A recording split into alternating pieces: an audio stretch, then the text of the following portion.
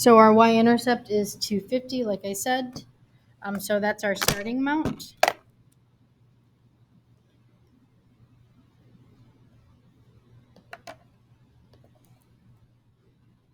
The constant ratio, if you are struggling with the constant ratio, then you should try to start the table 0, 250, 1, 500, so on and so forth, and then do 500 divided by 250, which is 2.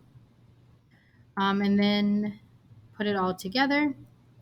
Y equals the 250 times the doubling raised to the x power. Now our domain, negative infinity, you have to type it to positive infinity. The spelling is on the other slides. The range is always 0 to positive infinity. Y-intercept in this case is 0 to 50. And then the asymptote is y equals 0.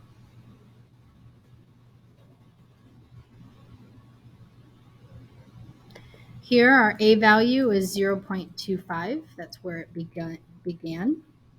Now use the calculator. Start from the bottom y value and then divide it by the next one that you see. In this case, it's 3, so times 3, and then caret x. Now, if you don't want to do that one, you can do the next one. I personally would recommend you stay away from the fractions, because if you enter the fractions incorrectly, see how complicated writing a fraction divided by another fraction be? You may get the wrong number and the wrong answer. So just be mindful that you have to start from the bottom and then divide it by the next number. Here, our y-intercept is 2, because that's when x equals 0. I'm going to start at the bottom y value and divide it by the top.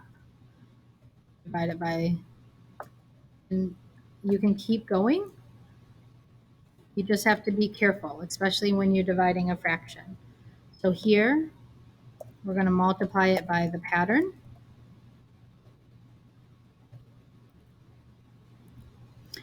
For this, you actually have to look at the y-intercept. So the y-intercept is 0, 3.5. The domain is always negative infinity to positive infinity, no spaces. The range in this class is always 0 to positive infinity. Make sure you spell it correctly.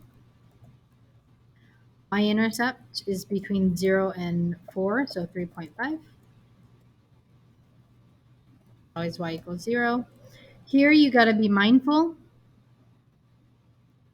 As x is getting larger and larger and larger, what is my y value doing? It's also getting larger. So we call that positive infinity. And then as x approaches negative infinity, as x is getting smaller and smaller, what's my y trying to do? My y is trying to get closer and closer and closer to the number 0.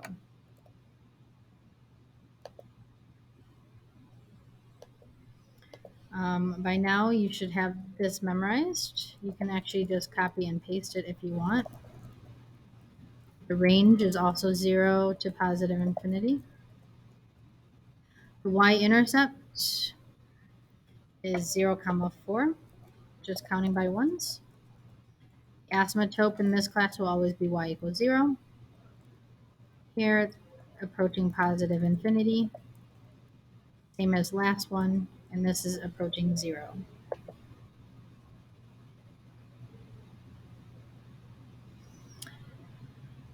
So you can try slide 22. It's the same idea. Here, even though it's a decay, even though it's facing the other way, the range and the domain are still the same. So here it's 0, comma 7, and then it's still y equals 0. Domain and range is still the same.